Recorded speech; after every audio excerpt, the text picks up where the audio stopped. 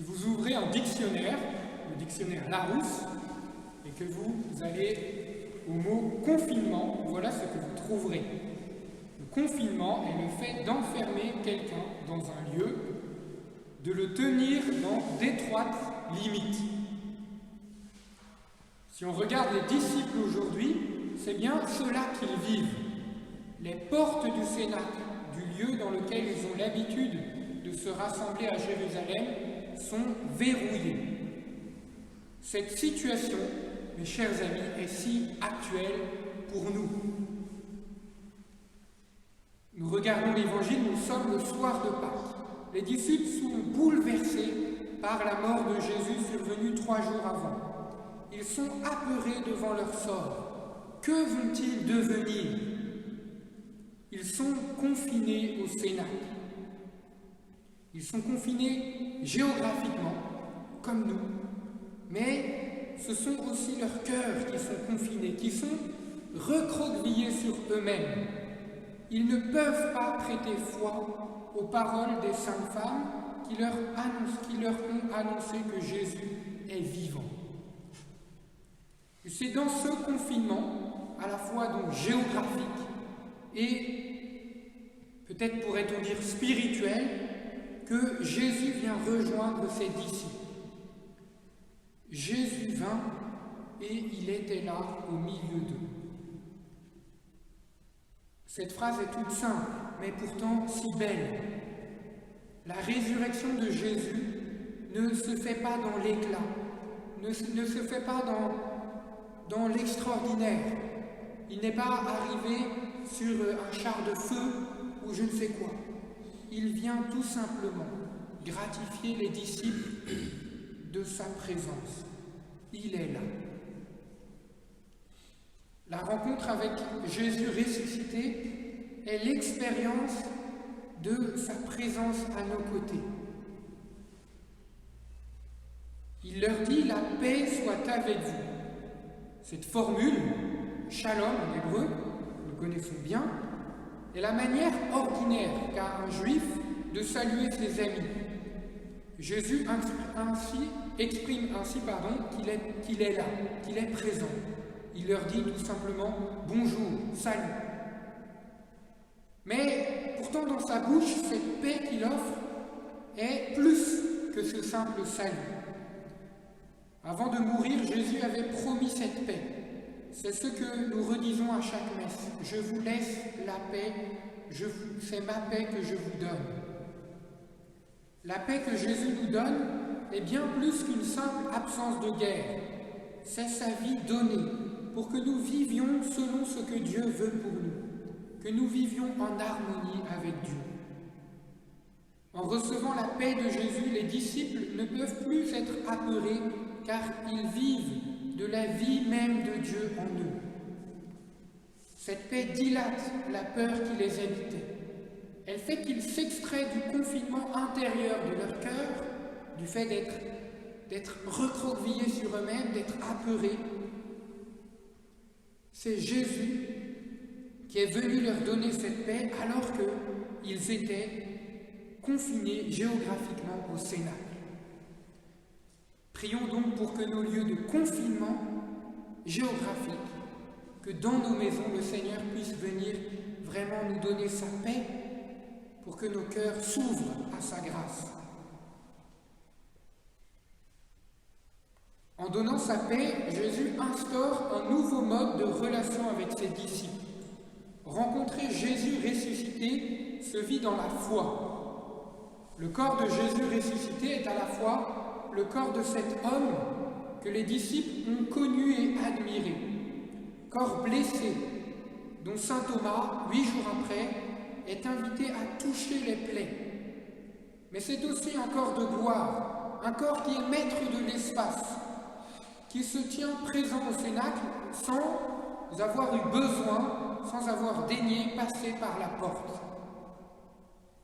Le ressuscité est bien Jésus de Nazareth, mais il entre désormais en relation avec les hommes de manière nouvelle.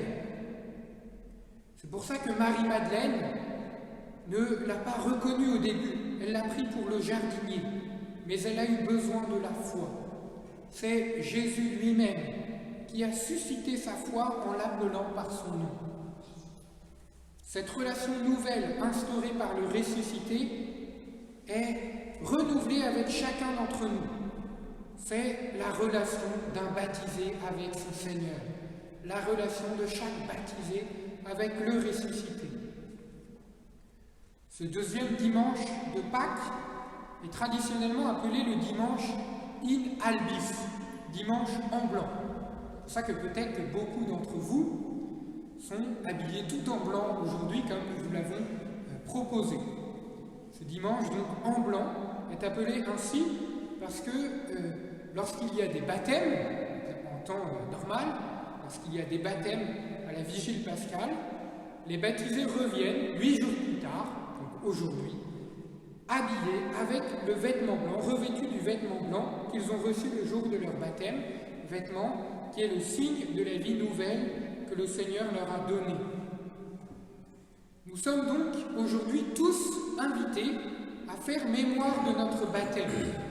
Faire mémoire de notre baptême, cela se vit dans la foi, parce que pour la plupart d'entre nous, nous avons été baptisés enfants. Nous ne pouvons pas en faire mémoire comme nous faisons mémoire d'un événement qui a eu lieu il y a quelques années. Mais nous pouvons dans la foi faire mémoire, c'est-à-dire rendre grâce pour cet événement qui a bouleversé notre existence. Et lorsqu'on voit des baptisés adultes, c'est très beau. Il y a quelques jours, j'allais bénir la maison d'un baptisé qui a été baptisé il y a 1 an pour la vigile pascale. Et il me montrait tout fièrement la vidéo de son baptême de l'an dernier. C'est si beau. Puissions-nous chacun avoir le même émerveillement devant le baptême que nous avons reçu. Le Seigneur, au moment de notre baptême, est venu à notre rencontre et nous a offert cette vie nouvelle. Nous sommes tous les baptisés, des miséricordieux, des miséricordiers, c'est-à-dire des êtres à qui le Seigneur a fait miséricorde, qu'il est venu nous sauver en instaurant cette relation de baptisé. On comprend alors pourquoi Saint Jean-Paul II, en obéissant à ce que Jésus avait dit à Sainte Faustine, a souhaité faire de ce dimanche in albis, le dimanche de la miséricorde. C'est pour ça que devant l'ambon, vous avez cette belle image de Jésus miséricordieux, qui est apparu à Sainte Faustine. Alors, chers amis, nous sommes, pour 3 semaines encore au moins, confinés dans nos lieux de vie. Puissions-nous faire l'expérience de la présence du Seigneur chez nous. 3 semaines, c'est à la fois long. Je vois déjà des commentaires sur l'écran qui disent « Oui, c'est trop long, 3 semaines, n'en peut plus ». Mais en même temps, c'est court. Le déconfinement, en fait, va quand même arriver relativement vite. Alors il est temps de nous demander qu'est-ce que ce temps m'a apporté et que devrais-je transformer dans ma vie en sortant.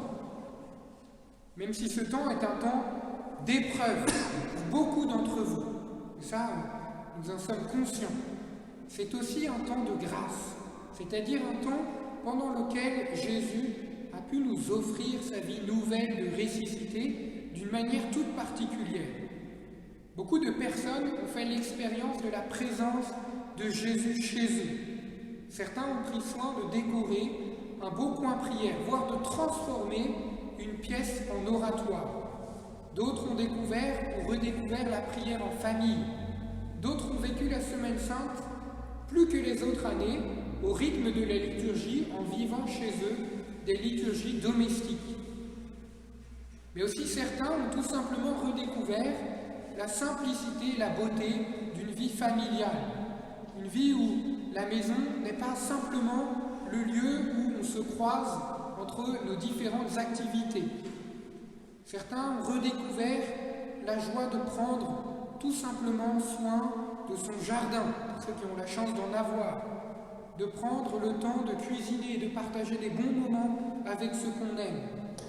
Autant de joies simples dont on pouvait peut-être avoir perdu l'habitude. La paix que Jésus nous offre ne peut être accueillie que par un cœur qui se laisse remplir par elle. Les cœurs des disciples confinés au cénacle étaient dans l'attente du ressuscité. Après le confinement, quel espace laisserons-nous à Jésus pour qu'il vienne à notre rencontre?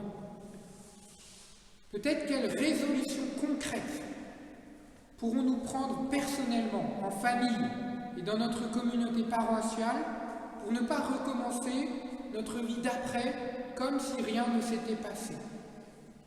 Je nous invite, je vais le faire aussi, à y réfléchir d'ici le 11 mai et à prendre le temps d'écrire sur un papier le constat de ce que nous a apporté ce confinement et les résolutions concrètes que nous pourrons prendre. En ce temps pascal, demandons à l'Esprit Saint d'inspirer nos cœurs pour que notre vie soit toujours plus pleinement une vie de baptisés, d'hommes et de femmes transformés par la rencontre avec le ressuscité. Amen.